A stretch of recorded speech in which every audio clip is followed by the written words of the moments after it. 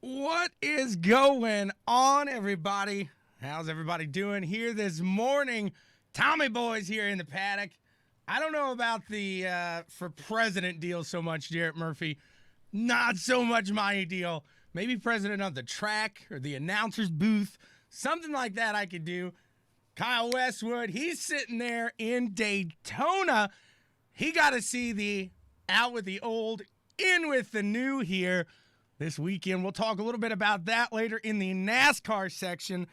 But I don't want to waste any time here. First, I got to get to happy birthday to www.bwsports1.com's biggest fan, John.buzzard. Everybody wish him a happy birthday today. And if you need any of that banking needs, check out First Financial Bank and John.buzzard. Make it a good birthday there. So, like I said, I'm not going to waste any of his time. He's about to board the bus here and head on out to Gateway. We've got a slew of guests here. We'll start it off with none other than the data engineer here for the what team are you on today? Is it always Tony Kanaan? It is always whoever is in the 14 car. That's right. I apologize. So the 14 car, no matter what there. So you're sticking to that 14. Let me start off by saying awesome run yesterday. Congrats. Yeah, appreciate it. As a lot of times we say, sometimes you'd rather be lucky than good. And it's 2 years in a row we've gotten pretty lucky with the yellow. You start off P21. You end it P9. TK, the team, you guys got to be happy. Oh, yeah. Especially. I think I lost you there. You there? Yeah, sorry about that. You're good. Yeah, it was pretty good, especially after watching that start. I still don't know how Tony made it through that. That was pretty cool. I don't know how a lot of people made it through that. Let's get your take on that. I mean, you're sitting up there. You see that happen.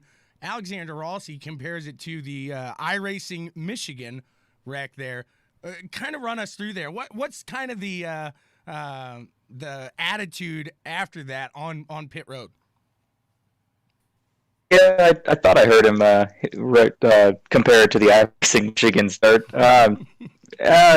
For us, it's kind of nice. Actually, we gained a lot of track position there, but I couldn't believe my eyes when I saw it happening. Like, I mean, if you look statistically, we're like 100% yellow for the Gateway start for the last 4 years. There's a 100% chance from like the start to lap 5. There's always been a yellow. Wow, that is a pretty interesting stat there. And what I saw was pretty interesting. 11 races there, 11 winners. So not an easy track. How do you guys kind of prepare for that? Big thing, obviously, is track position, and really it's hard to this year, especially compared to the last few years, because this year we're in the heat of the day as opposed to the night. So it was definitely a learning experience yesterday, and hopefully we made the right changes to be able to pull off that 12th winner this tonight. Absolutely there. So, like I said, how much momentum is in your seat, I guess, with that P9 and some solid, runs here? How much does the crew run off momentum? I know the driver, obviously, he's going to, but how does that work with you guys? Oh, momentum is definitely big for us. Always being in a good position post race, going into the next race always keeps you mentally there. If you have a bad run, obviously everybody it's mentally checked out, but definitely a good run yesterday really helps us with momentum today. Absolutely. So let's kind of get into the backstory, not of IndyCar or anything like that. In the backstory of Timmy Trowbridge here, how did you become a data engineer? What made you kind of gravitate towards that? Very cliche, but it was connections. I got a really good opportunity with KV to do some dampers. Made a good friend that was also a data engineer and saw some potential in me and spent a lot of time getting me up to speed. Had another opportunity pop up at Foyt with that Zach Veach, and just made the right connections. And my degree helped a lot. And just like I said, really cliche, had the right connections, and had people that believed in my ability and my skills and thought I'd go places. See, and it's funny almost because we hear that when you hear the drivers. I just want to thank this guy because he really believed in me early on in my career and got me here. And now you say that, so it kind of works both ways there. I like it. Yes, sir. Like I said, it's cliche to say the connections, but in a lot of things in this world, it is very, very based off of connections, and like you said, having people that believe in you and have a desire to make somebody achieve their dreams. Absolutely there. So how do you feel going into today? I mean, like you said, you hope you did make those right choices, those right decisions. How do you guys feel going into today? Because what time do you guys qualify here in a couple hours? Oh, we qualified yesterday. They did the funky qualifying to where qualifying lap 1 sets grid for race 1, and qualifying lap 2 sets race for grid 2. So we have a lot better track position today than we did yesterday. That's a good thing, possibly. I mean, where do you know is in that stat of the wrecks that you say in those first 5 laps? Is it kind of all throughout the field? Is it that midfield? Where do those happen? Historically, I think have been pretty well everywhere. I mean, look at what was it, 17 when Will Power and Carpenter wrecked, and I believe they were at the front of the pack. You got Tony that wrecked under the yellow under that same year, and he was in the back. You got mid-pack yesterday. It's been all over the grid. Absolutely. So let's kind of go back a week. And 1 week ago, you were rubbing it into me, hey, guess where I'm at? Ha, ha, ha. But no, it was so awesome that, I can just shoot you a message and I get a little, I'm not going to say inside information, but I got a guy behind the wall there now. And it was cool. I was kind of living the Indy 500 through seeing you on the streams there. Anytime I saw you on NBC Gold, I'd snap a picture for you, say peekaboo, something like that. But how much stress now is off your shoulders now that the 500's over? Really, it's gonna sound kind of weird, but the 500 was probably the least stressful of all the races we've done this year. If you look at it, Texas, we did a 1-day show. You practice, qualify, race, tear down everything all in 1 day. You had Road America. We set up. What was it, the Friday? You practiced, qualified, raced on Saturday, qualified, raced on Sunday, and all these have been like 1, 2, maybe 3-day events. And then you got the 500 that's a week and a half long, and a lot of time we're sitting there just like, okay, when's the race? We're so used to everything being so fast-paced, so stressful that this year the 500 was actually probably the stressful race of the year. Well, that's kind of hopefully it won't be like that next year. I know you read that kind of excerpt that little blog that I put out last week, and thanks to you there as well, because I know it's not you've been there, you've seen it. How eerie was it? I mean, tell them, because you told me. I know what you were saying there, but tell me how you felt here. Oh, it was the weirdest thing. I was walking through Gasoline Alley with Dalton on probably one of the first days we were there, and we were going to check out something at the timing stand, and you walk through Gasoline Alley, done like a setup day, which is typically pretty empty, and you walk out there and you look up and you're like, holy crap, this is what it's going to look like on race day. It's just so quiet.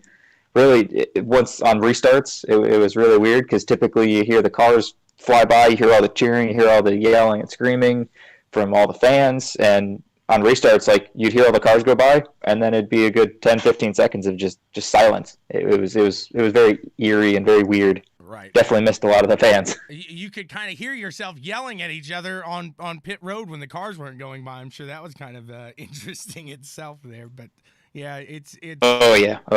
An unfortunate situation, but let's. How much did you talk, or how much did Tony kind of talk to you guys about this possibly being his last one without the fans? I mean, could you tell that was kind of weighing on him? Oh yeah, you know with Tony, he's a big. He feeds off the fans. The fans always love Tony. Tony always does everything for the fans. I mean, even look at the iRacing when we were under quarantine. He was he was always talking to the fans. I'd give him a shout. Hey, by the way, we're live. We're on the stream. He'd always give a shout to the fans. Always looking forward to seeing him again, and having a 500 with Tony Kanaan with no fans was just so. Driver intros when they announced Tony Kanaan, it was the first time, other than probably Texas and a few of those other races, that I've never heard it so quiet with Tony being announced. It's always just cheers and yells and screams for Tony, and I definitely would not blame him doing another one with fans, because that's his. Yeah, absolutely. I mean, he loves this place. He loves this track. I'm pretty sure it's his hometown, so it means so much to him there. And just it was awesome to see him getting those runs and everything like that. But I mean, in the end of the day, where did he end up finishing? We finished, I believe it was 19th. We had a top 10 car all day long, and just that final stint just wasn't what we needed. Had to save quite a bit in P19. Yep. So yeah, unfortunate there, but I mean that's the Indy 500. I mean, he's lived it. He's seen the ups, the downs, the in betweens, and everything there. And you've been along on that ride with him here today. Hey Tim, I don't want to take up too much of your time. I know you're gonna be heading out shortly, but how much, I mean, when you say data engineer, kind of give these people a little information on what do you do, obviously. What's that data going in? I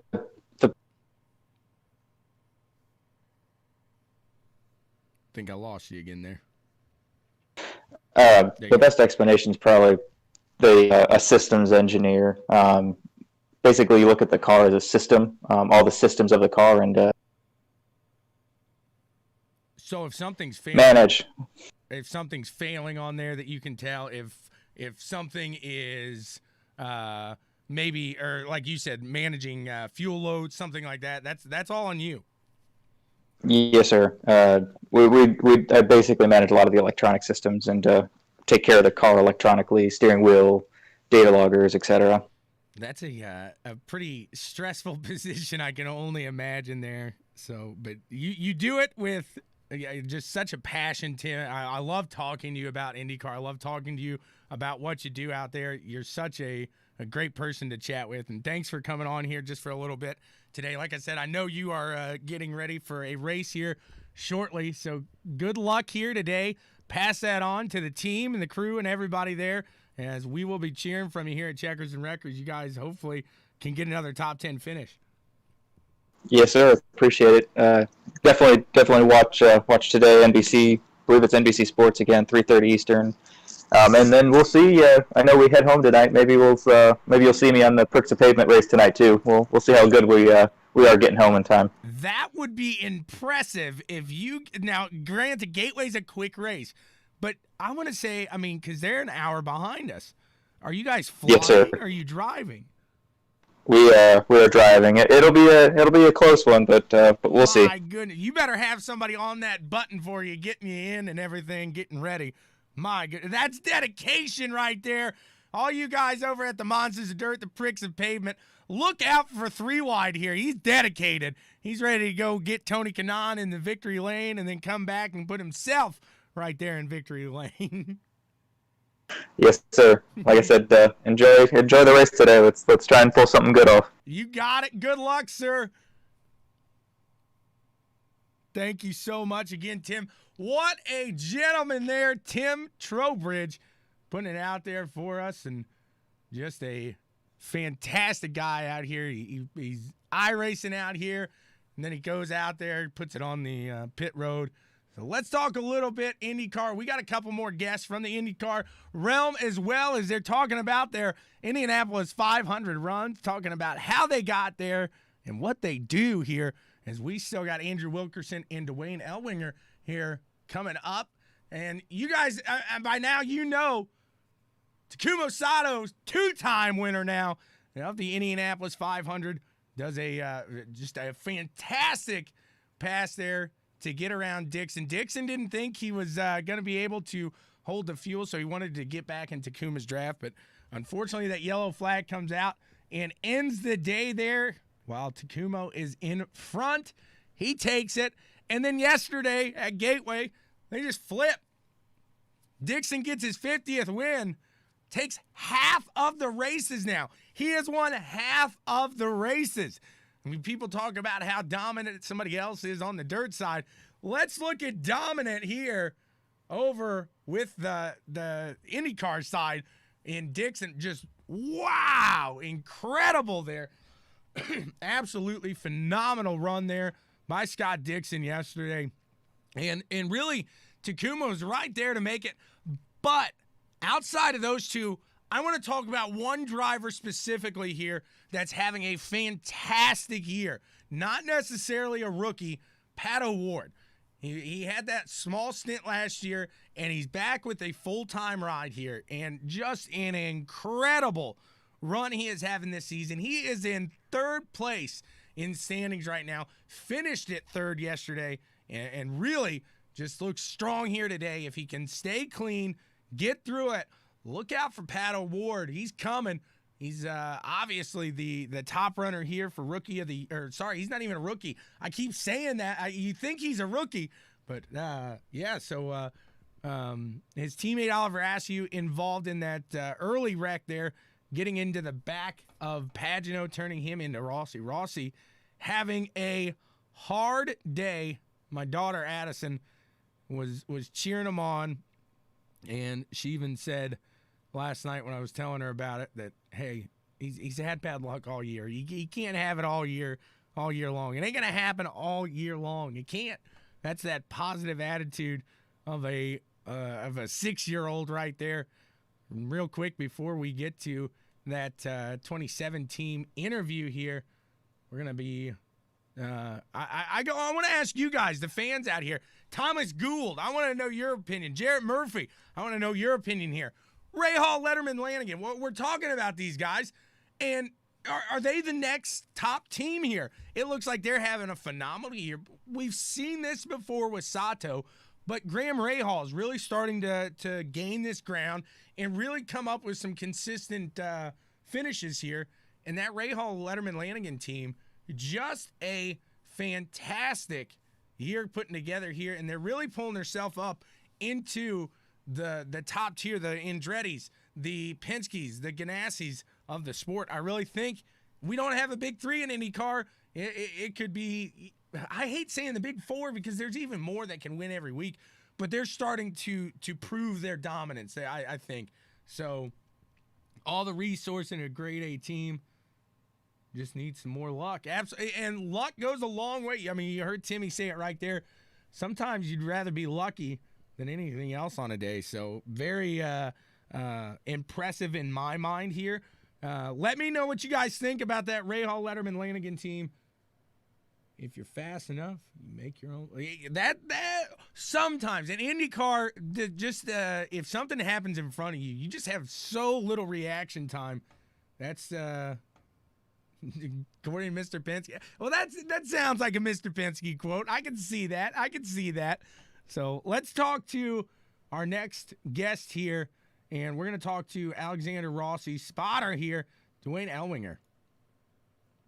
Hey, this is Dwayne Ellwinger. I work for Andretti Autosports number 27 Napa car for Alexander Rossi, and you're listening to Checkers and Wreckers.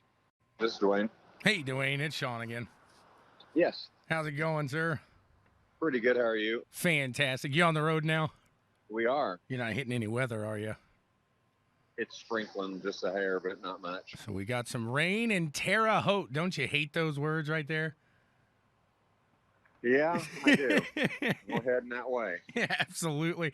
Well, Dwayne, you're getting ready for a big weekend here, and I thought you'd just be spotting the 27 here this weekend, but you got a whole weekend ahead of you. Is that correct? Yeah, spotting for Cody Swanson for the second time with Legacy Autosport, and then I'm going to spot with Jordan Anderson in the Truck Series and Gio Celsi for Bill McAnally Racing in the ARCA Series. That is a load of work. I mean, you talk, we think these drivers have it tough going out there in the heat, competing under these conditions. We don't even think about you guys because where I sit in turn one, you guys are kind of right above me there for the Indianapolis 500. You're kind of out of sight, out of mind. This year we were. In previous years we're always out in the sun. This year they put us down underneath to kind of spread us out because of COVID. Very nice there. So how did you get started in spotting here? I worked for AJ Foyt, and I was doing signboard for him, and one of his sponsors wanted to do signboard, and it was the first year his grandson was racing. So he came to me and said, "Hey, I got a new job for you," and handed me a radio and a headset and told me to get with Anthony, and that was kind of how it started. So, I mean, you're probably past the nerves at this point, but you've got the driver who's throwing it out there at those intense speeds, going wheel to wheel at these ovals. And then you've got the probably the second most nervous person on the track, and that's not the owner, that's not the crew chief, that's got to be you guys, because that's a lot of responsibility up there, correct? With Alex, it's a lot easier. I mean, obviously he does do some pretty extreme passing on the outside and inside, but his skill set's pretty darn good. So it's, like I said, I mean, we just kind of paint a picture for him, and he does the rest. How long does it take a spotter like yourself that seems very well established to get used to a driver like Alex that's going to take those risky moves, that's going to go around on the outside, that might dive it into the inside if you give him that opportunity? He kind of drives like the old F1 Ayrton Senna, honestly. Yeah, the nice thing about Alex is when he first came over here, he had never used a spotter before, so he didn't have any expectations. So everything I said to him was all new to him. So we just kind of went from there. When you get with other drivers who have been around, have different spotters, they have different expectations. You got to have thick skin because sometimes you get yelled at. What's the relationship like, kind of to lead out of that, but what's the relationship like? Because we talked to a crew member yesterday from Coin over there, and, you know, he kind of, being on the crew, it's kind of a little more relaxed, kind of a little more friendly. But being a spotter, I mean, not to take it lightly, you got somebody's life in your hand. I'm sure the relationship is probably a little bit different between you and Alex, correct? Actually, he's super close to our crew. I mean, we do usually he takes us out a couple times a year, but now he's you know, obviously I have a different job than what the crew guys do, but he's got to have just as much faith in them because they're the ones taking parts off and on his car, and he's got to trust that they know what they're doing and putting them on right. And same deal with me. I mean, by telling him he's clear, he's got to trust that I know what I'm seeing. And he, at this point, I asked him when I first met him, I told him, I want you to get to the point where if I tell you you're clear, you can go down or up and not have to look at your mirrors. And he told me he never looks at his mirrors very often anymore on ovals. So yeah, it's a lot of pressure, but I'm pretty confident in what I do and his driving. So on a track like Indianapolis, like we just had, I would assume there is multiple spotters throughout the stands with you guys, correct? Yeah, we got a turn one, which is me, and then my turn three spotter, Jason Burgess. He's been with me since Alex came over here too. The first year he was on our winning team in 16, and Alex likes Jason real well. He trusts him just as much as he does me. No better way to start off a relationship than coming into the 100th running of the Indianapolis 500 for a first time, and you guys win it. How great was that feeling right there? It was good. I mean, a lot of people say we lucked into it, but we did turn like 9 of the 10 fastest laps in the race. And for a rookie to do what he did and listen to Brian on the radio and get the fuel mileage numbers he needed to, I mean, just shows how good he is. Oh, absolutely. I was there in the stands. I don't miss a 500, and I was cheering on Alex in that race because I was working for Napa at that time, so naturally you had to go for your Napa guy in the race there. So just to watch him, I mean, you have to put together 800 solid laps there. It's not just one. It doesn't matter. I mean, a lot of people can win off that last lap. You've only got to lead one, but you have to be there to be in position to win that race, and that says a lot. So don't let anybody ever take away from that win from you guys, because like I said, that was a phenomenal run. I will never forget that race. Yeah, I mean, so many things had to go right, but even with our fuel problems, the strategy, his driving skill. I mean, obviously there is luck in winning that, but it takes a lot more than that. So after, I don't want to harp on this because I'm sure it's not the best topic for you, but after a race like Indianapolis, how do you guys kind of recover, regroup, and push forward? Because that was a fantastic showing overall for Andretti. You guys finally showed some speed here. You guys had a really good overall month of August here, and now you kind of got the ball rolling as the drivers and the team there, it seems like. So going into Gateway, how do you guys recover from that and really move forward? You got to have a short memory. I mean, our year hadn't been very good at all this year so far. So, I mean, Indy, obviously he's always good at Indy, and we ran great at Indy, and woulda, coulda, shouldas. But St. Louis isn't our best track. I think we got third there a couple of years ago. Last year we had a good running, but kind of got off on some fuel mileage and ended up not having. I think we finished 13th last year. So you just got to put it behind you and look at each weekend as a new race. So to stay on the 500, but to take away from the negative side of things, possibly on your end there. But you've seen multiple 500s from, it seems like, about every aspect.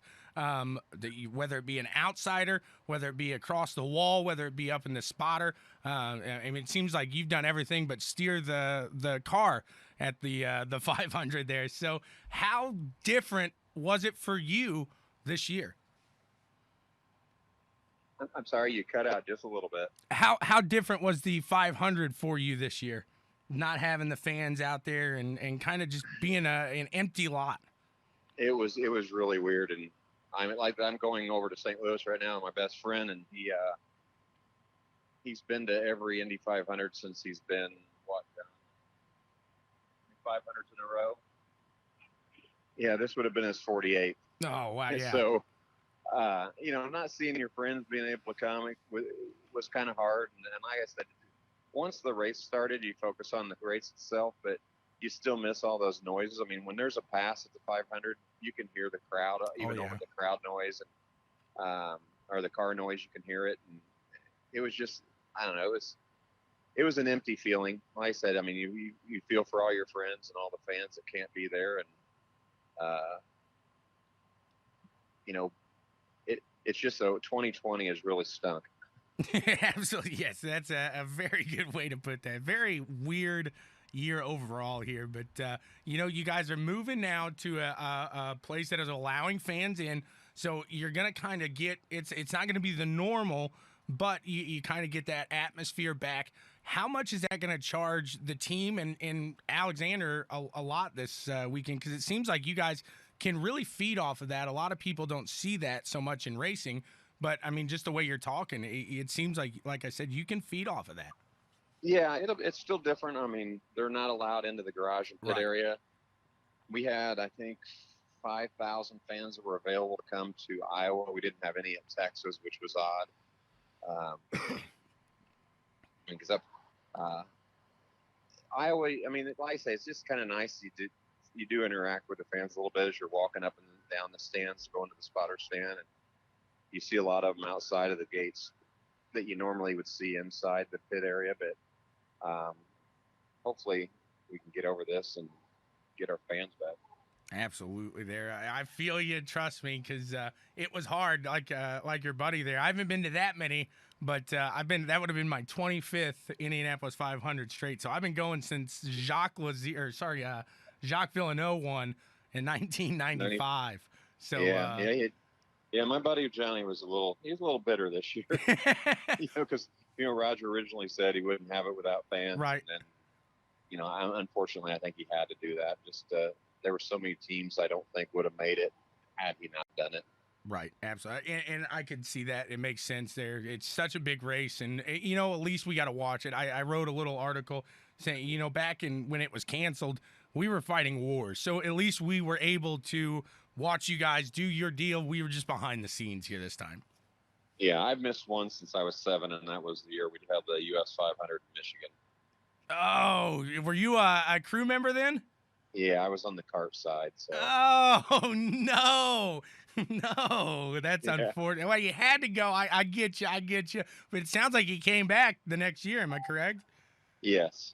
Well, you realized real quick, hey, that was the The wrong. Indy 500. The Indy 500 is what runs the IndyCar series. So I mean, without that, it's just it's you look at it at 2 seasons. You got the Indy 500, and then you got the IndyCar season. Right.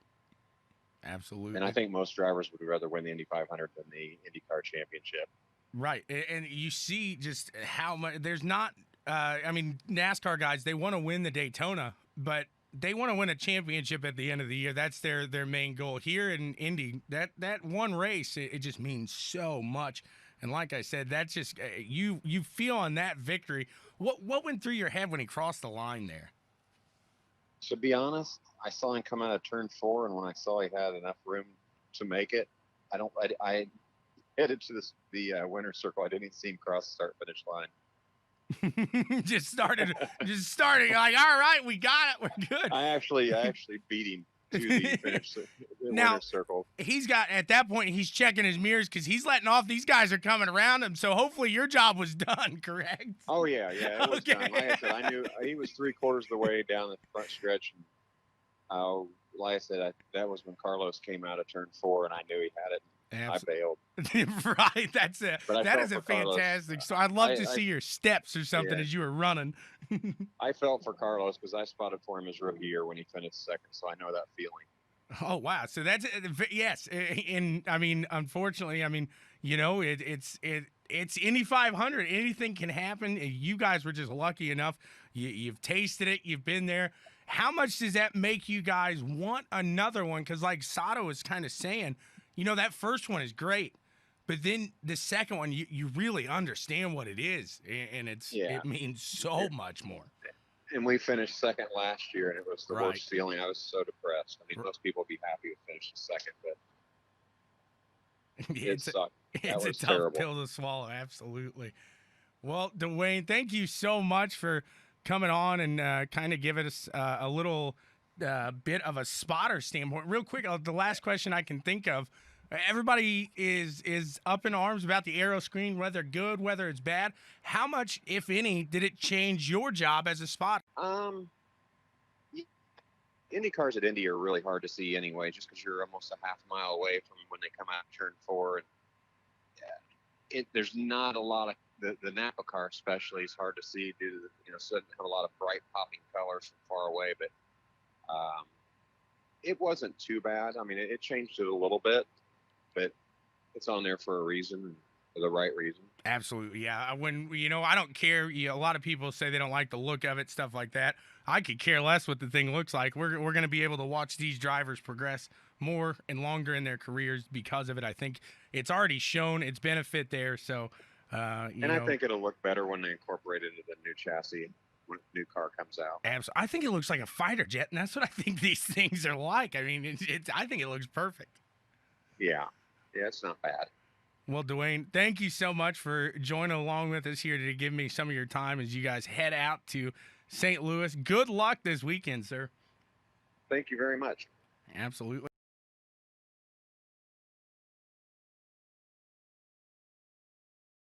Caught me off guard there. I'm back. Hopefully you enjoyed that from Dwayne Ellwinger. You could see I was just chilling. I was just sitting back. I was listening to it myself. So that was a fantastic chat, and I'll tell you what, we're going to get right into Andrew Wilkerson's side of things over there with Coyne and Santino Ferrucci. Hey, I'm Andrew Wilkerson, inside rear tire changer for the number 18 Steelmaster Honda, and you're listening to Checkers and Records. Andrew, first of all, congrats on a fantastic Indianapolis 500, sir.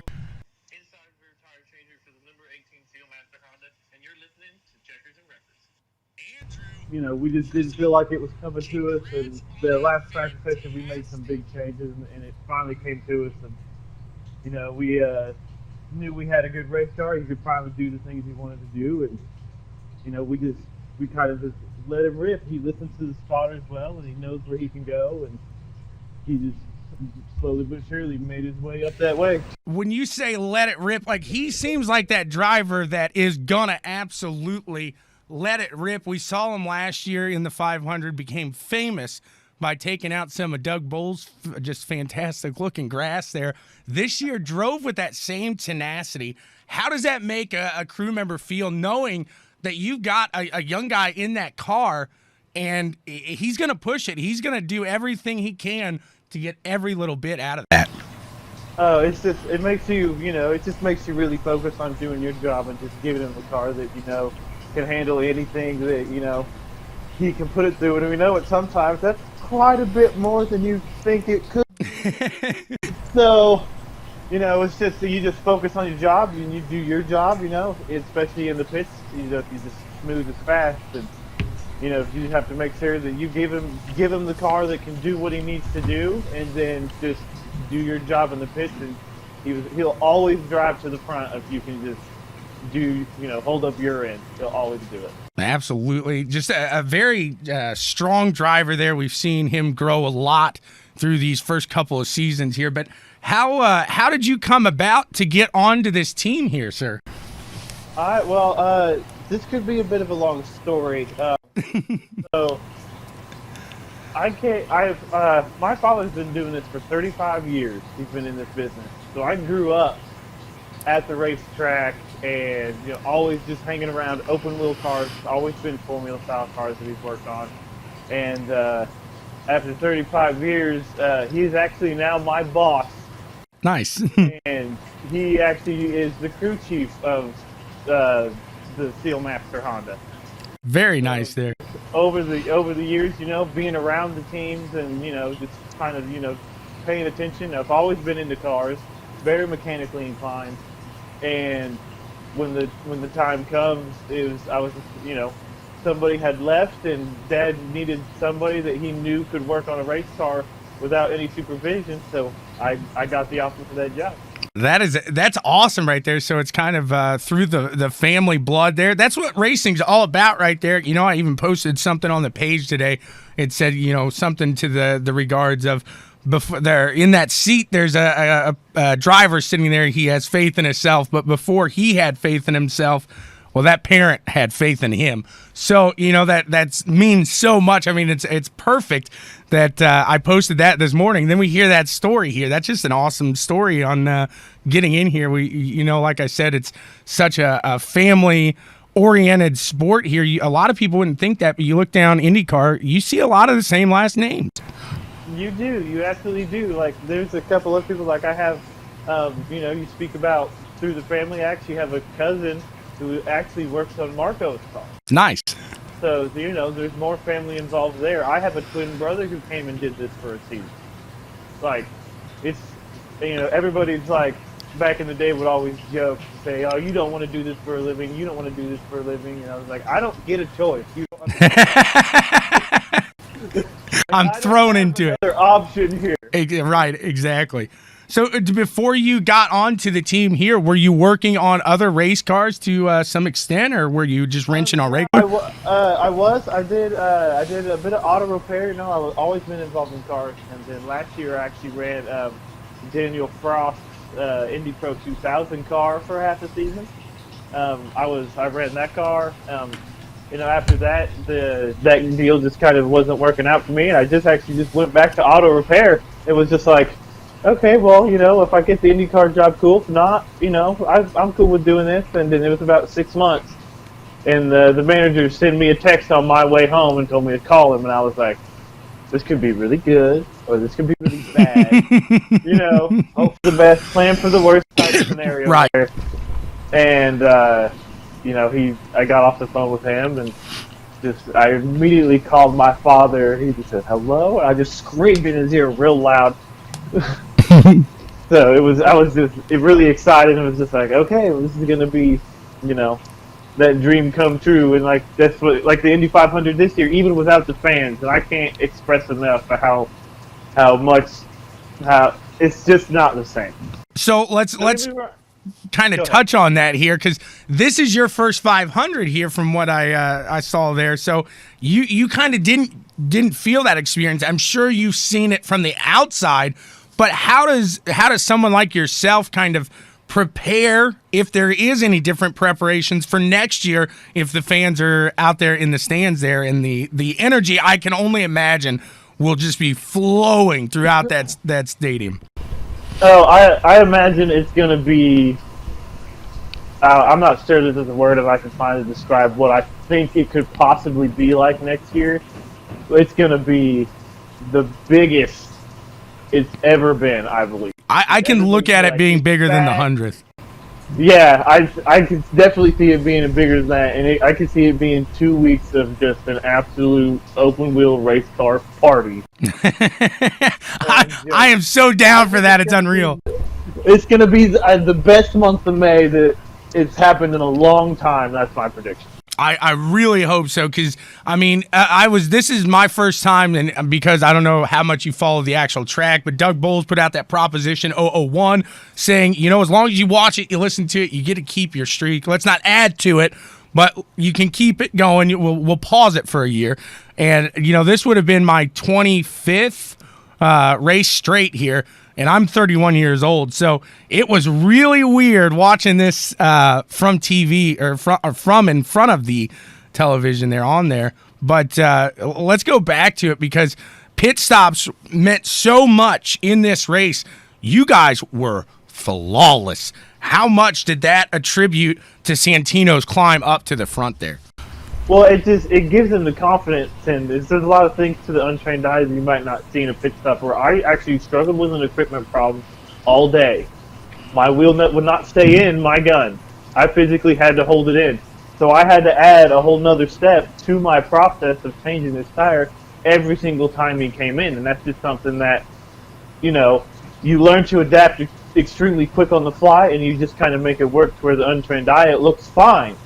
But technically, is it flawless? It's not flawless. It's the absolute best I could do with doing that. And, like I said, when you have full fuel loads, you're not rushed for time, especially on the tires, and you just get the job done. Or I guess I should say, what's your mindset 3 seconds? So when he's hitting the brakes, coming into the pits, what is going through your mind? I mean, do you try to just blank everything out, or is this the time where your heart is racing and you really feel like you got to do something? What is going through your mind there? Well, I mean, just from being human, you always feel a little bit of pressure just to, okay, here he comes, right? Especially when he comes in pitting from P5. Right. And you're still coming, you're just like, okay, I'll close my eyes, I take a real deep breath and hold it for a second, blow it out really slow right as he comes to angle in, and then I'm looking for the orange dot on the end of the hub. And as soon as the gun goes up and on, I don't have to think about anything. It's just, by the time I've come back, I'm holding on to the starter as the car drives away. Absolutely. It's all muscle memory by that time you guys practice that. But exactly, because it's one of those things where you want to do it well, so you have to slow down. Right. Even from when we practice in the shop to when we do stops during the race, or even hot stops during practice, we will physically slow down a stop a second just to make sure that the stop is done correctly every time. Yep, that makes sense, because I've heard the old motto. What is it? Smooth or slow is smooth, and smooth is fast. It's fast, exactly. And the most important thing about a pit stop is not how fast you can do it; it's how fast can you do it consistently. Right. So if you can change a tire in 3 seconds, that's awesome. But if your next tire change is 7 seconds, that doesn't do you any good. Absolutely. So I mean, go ahead. Sorry. I was going to say, so consistency is much more important than how fast can you get it done, because especially on a big oval like Indy, he's going from, the fuel cell is empty. He's got to fill that thing all the way up. So you're going to be waiting on fuel anyway, so there's no need to rush that stop.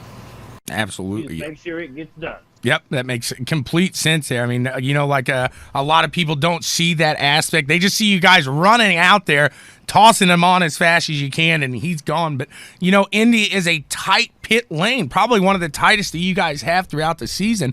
We saw that accident there between Rossi and Sato there. How do you guys prevent something like that in the pits? Well, we actually kind of got lucky with our pit box, because we had an open pit box in front of us where there was nobody. So what we actually did is we set his pit stop marks forward a good foot from where they would normally be. Mm-hmm. So that way it gives us an extra foot, a good easy in, right? He can hit his marks easier if he's not really cut, because we had Paginot behind us. And then you don't have to worry about, the car getting kind of crazy because you're trying to cut right out next to a car that's right in front of you, because we had an open spot. That makes sense So there. we just scooted everything forward just a little bit within the rules that they would let us do it. And it just gives us more overall space, and it makes it easier to hit the mark. Absolutely. Hey, it's the luck of where you qualify there and where you get that spot on the pit lane. You guys happen to make out on that one, so hey, it works for you. But so Santino switched to your guys' car here this year, so is new to this car. Same team, but how much, if any, do the cars differ? Is he getting used to a different car? I know it's not Formula One, where it's like I said, I mean, it's the same team there, but those cars so much different from one driver to another. How much different is Santino adapting here, or are you guys trying to give him the same ride that he had here last year?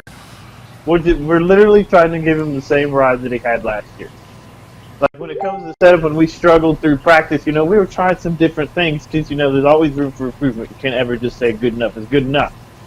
So you always try for improvements and all that stuff, and we were trying different things. And like I said, after, I believe it was Fast Friday, we had the one more practice session. We had Carb Day, and I remember that night we made some big changes.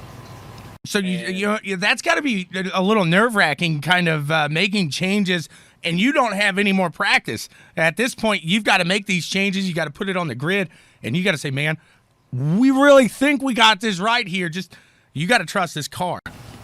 Exactly, and that's just faith in your engineer. I hear the conversations that he has all the time. I know he switched on.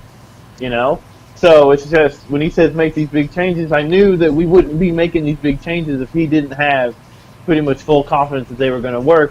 And we went out on Carb Day practice, and after that, he said that the car was the best that it had felt over any practice session. He said that's the best car he's had the whole time. Absolutely there. So that's you make the turn on the wrench and went the right way there. Thankfully for you guys, it worked out. Now let's switch gears here, and you're going to a completely different track for a doubleheader this weekend. And going to Gateway, how much time, how much effort now goes into switching this car from a super speedway like Indy and going to a smaller track like Gateway? Well, in this particular instance, without trying to give too much away, the car we use for Indy is not the car we use for Gateway. Okay. So it's a different chassis altogether, because the Indy car is obviously any trick that you've developed or think you have is going to go on that car, and that's the car is only going to be used for that. Gotcha. So it's just the Indy cars. That's all they'll do. I got you. So we'll actually go back to the chassis we run most of the time now. Okay, that makes, and it's the glory. I mean, that's the chat or the cup that you want to get there. The trophy. You want to get that Borg Runner trophy. You want to get your face on there, so you do everything you can to win that race. Yeah, that's all the time we spend with research and development and all the engineers and all that stuff, all the programs that they run, and it all comes down to making that car as slick as it can possibly be. Absolutely. So you get all the super trick stuff goes on that car, and then it only gets used for Indy, and then it goes back in the shop on high stands, and it gets taken apart. Right. So, you guys kind of saw, and to some people, to the outside eye, a kind of a big hit with Bourdais kind of leaving there and leaving Santino to be the lead driver here. In your guys' head, and I know you just got on this year, but maybe your dad has spoke about this, how much does that affect the team when you get a driver change like that from a world champion in Bourdais to a young gun like Santino? Well, Santino basically just said when that whole deal came about, when that was coming, obviously, I'm sure Bourdais taught Santino quite a bit. Oh, yeah. They called him dad. Like, I can understand that sort of relationship, but now that he's had to step up, he really has stepped up. Like, you can tell just by the way he conducts himself in the cockpit is much more grown up than even last year. And he wasn't unprofessional or anything, but you could tell he was still a bit more of a kid. Okay, that's fine. There's nothing wrong with that. Right. You can tell he's much more. He stepped up to the plate and is very direct about what the car is doing, and he's asked for the slightest changes, and he goes out and tries to get a very good read for us, so we can do the best possible job that we can for him. And it's just, again, you have faith in the engineers, and when Steelmaster decided, okay, we're going to put him in the car, Santino said, okay, but I want the crew that I had last year, so that would be like my father and some of the other guys that I work with now. So it's not a different car technically, it's just a different paint job. I'm with you. That makes sense. So Santino, obviously has a reputation with my father. They are really good friends, even outside of, at the racetrack and stuff like that. And he said, I just, if you trust your crew, you just want to stick with your crew, and that's the decision that was made. So that was my next, and I'll make this the last question here because I don't want to keep you too much on your day off here. I know you're slammed this week. But how much what's the relationship like between, and I'm going to say a good driver and a good crew, because I know there's probably guys in the back and the drivers don't talk to the crew. But if you want to be running up front, what does that driver relationship have to be like with the crew and the crew with the driver? It's just, it has to be one of trust. It's one of those things where the driver has to know as soon as he gets in that car that it's, no matter what happens, not only is it going to be, hopefully be the fastest one out there, but it's also going to protect him in case of a crash. But it's not going to cause a crash, so the car's not going to fall apart, something's not going to come off, something along those lines. Excuse me. And the race, he comes in every morning, he says hi to everybody, he likes to bring his puppy around, and we all like to play with it. It's very just, we're friends. We're all just friends. It's a very easygoing relationship. The relationship between a driver and an engineer will be a bit more intense because all they'll talk about is numbers. Right. But that's just their relationship. Yeah. That's the relationship they have to have. But, we'll be on the setup pad all the time sitting there, and he'll be joking around or trying to lay stickers in the cockpit, or, it's a very friendly, it's friends. Like, I would invite him over to my house for a barbecue anytime. Right, absolutely. And it seems like I said, between a good team like that, if you guys are going to finish like you did in the 500, like you said, you got to have that trust. You got to have a good bond there with the driver and the driver with the crew. Yes, absolutely. It's got to be one, like I said, he comes in, he doesn't necessarily talk about the race car. He's asking my dad about guns. And right, yeah. They get off on that, you know what I mean? Like, it's never... he talks about race cars to the engineer, but when it comes to us, we talk about anything else other than the race car we're doing right now, because, like I said, we're friends. Right. Absolutely. So, we're always trying to have, if you're not having fun, what are you doing? So we're always trying to have at least a little bit of fun, regardless of how intense the situation. No, absolutely. Hey, I live by that same motto there. Andrew, thank you so much for joining along with us today. I appreciate your time. Again, congrats on a fantastic finish in the Indianapolis 500, and good luck this week in the doubleheader, sir. Well, hopefully we can make something happen. We were good here last year, so hopefully, we play our cards right. We could come out of here with 2 race runs, and I thank you for the congratulations. It was a pleasure being on the show. I thank you for inviting me on. Absolutely. Thanks again, man. Appreciate it. That's perfect, man. Thank you so much for your time. I greatly appreciate it. Thanks, buddy. Any other thing you need, you just give me a call. Thank you so much for having me on. Absolutely. Well, it'll go live. We usually do our guest spots about 11:30 on Sunday, so we'll put that in there. And like I said, I don't know if you know Tim Trowbridge. He's over on Foyt's team.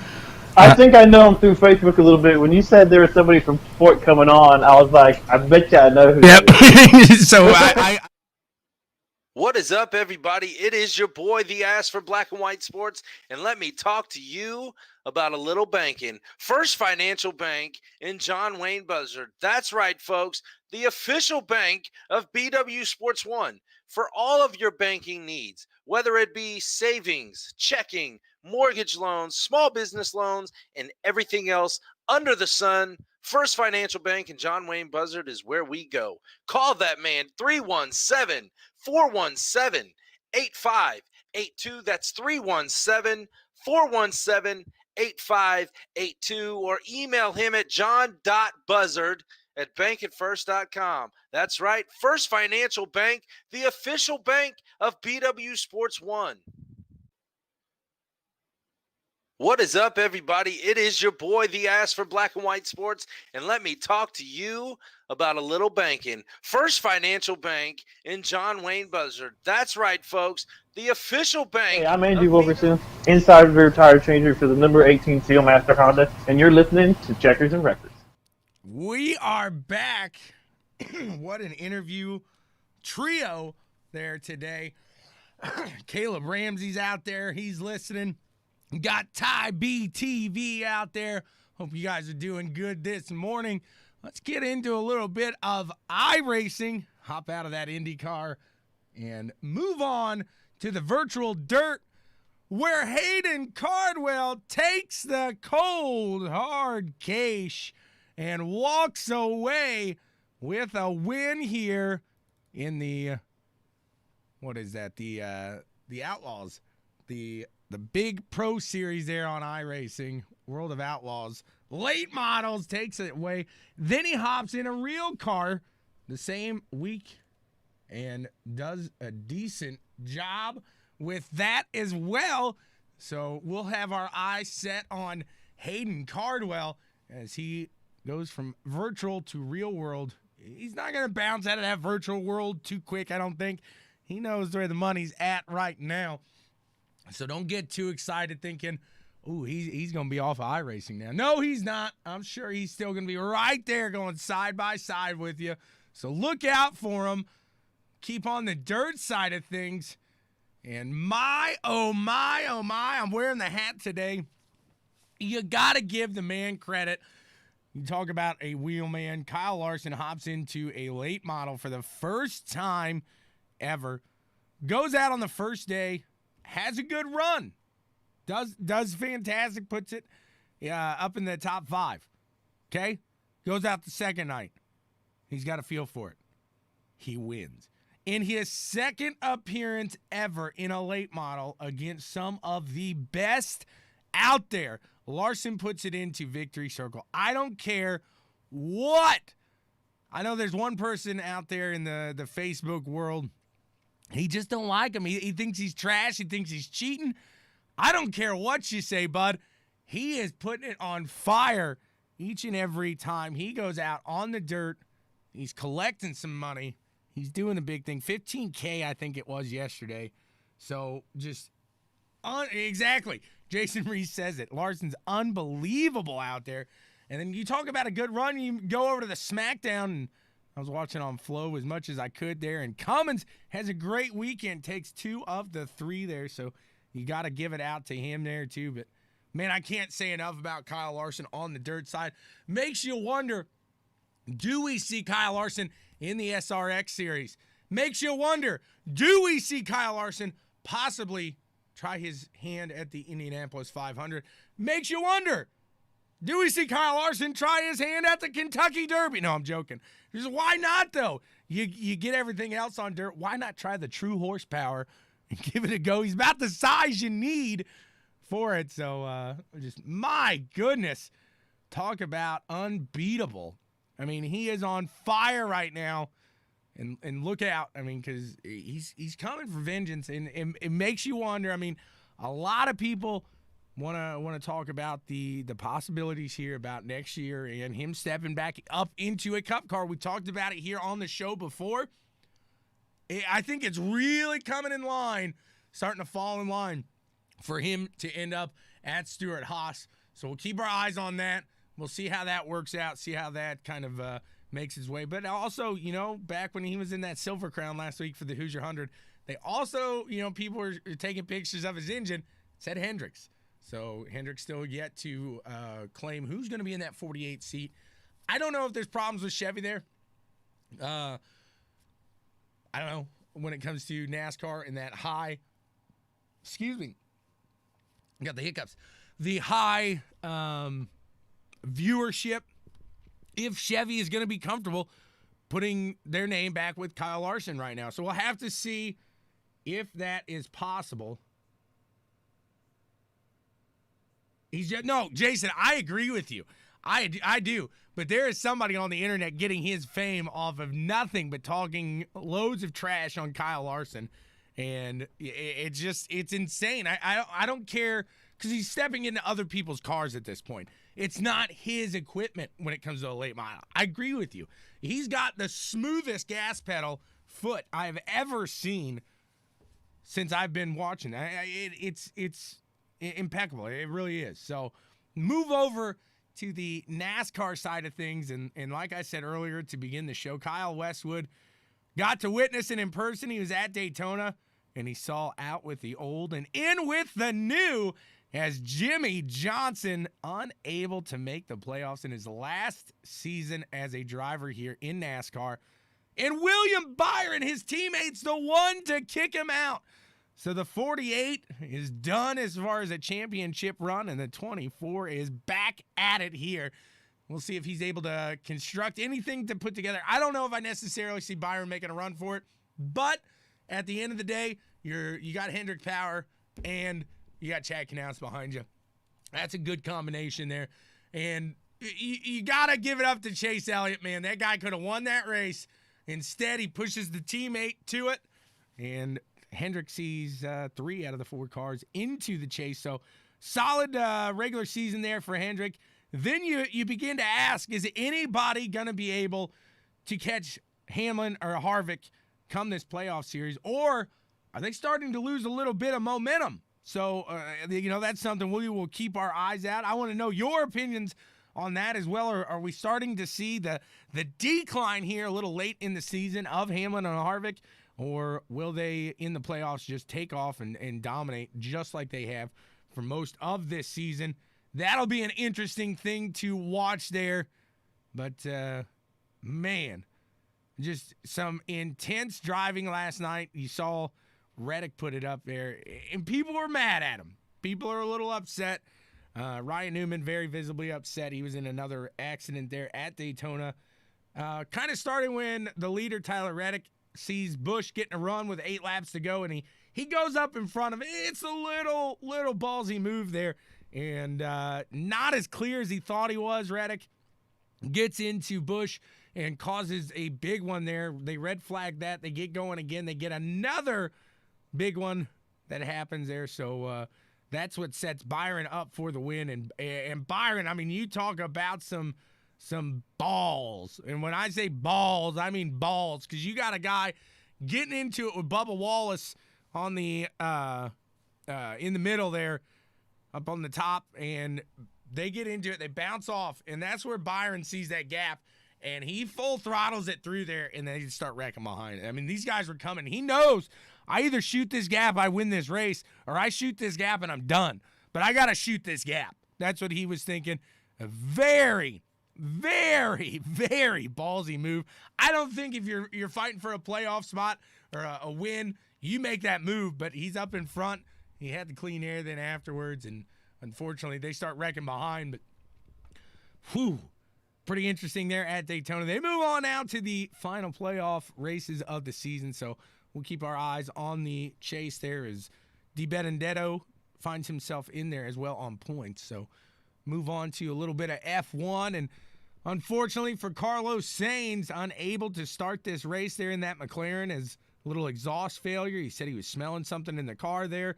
Not right. So not able to get that repaired before the start of this race. So he finds himself in the back and kind of starting to see that Ferrari luck before he finds himself at that team with Ferrari. So just a tough run there, and Ferrari slower. The only team slower, off pace from last year here at Spa. So it was just so unimpressive, so just disappointing that we can't get a good Ferrari car. And I keep going back to the old that movie there with Niki Lauda and James Hunt. And Lauda takes a ride in the Ferrari. He's like, how do you guys have a multi-million-dollar facility and you make this shit box? It blows my mind. I just don't understand it whatsoever. So they're just still trying to find that pace. And they got the driver with Leclerc. I mean, he can do it. He showed some speed, but he's just given nothing to go with right now. So unfortunate there. By chance, you didn't see the rest of the F1 race. Well, I'm going to give it away right now. So give you a few seconds to turn it off here, what I'm about to say. 1, 2, you've probably figured it out. Hamilton wins here at Spa today. It stays dry, so they don't have to put on the wets, anything like that. He constructs a decent win, and 1, 2, 3 stays 1, 2, 3 the entire race there. It's Hamilton, Bottas, Verstappen, and then in 4th, bringing it up in 4th. I was very impressed with this run, with this qualifying before. Daniel Ricciardo doing a solid job putting himself into that 4th place here today. Almost gets a podium, puts the fastest time on the board. So you start to wonder now, is Ricciardo just in a bag of bad choices? You leave Red Bull, you go to Renault.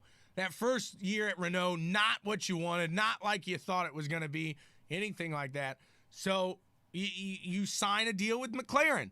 Now this Renault is starting to come in. You're starting to get familiar with that car, and it's feeling good. You're putting these positions in, and McLaren looks like I don't know if they're falling, but they're having a little problems here. So you wonder, did he make the right choice in moving to McLaren here, not sticking with Renault? So it'll be interesting to see. I'm excited to kind of see what he can do outside of Renault or the rest of the season with Renault for that matter. But, I mean, as you know, as I know here in F1, they're probably, that means probably, honestly, they're probably focused more on Ocon right now in the team than they are Daniel Ricciardo, because obviously you want to go out there and have good results as a team. That's going to help that money, everything like that. But you want to focus on that driver that's there next year and going to help your team progress throughout the future there.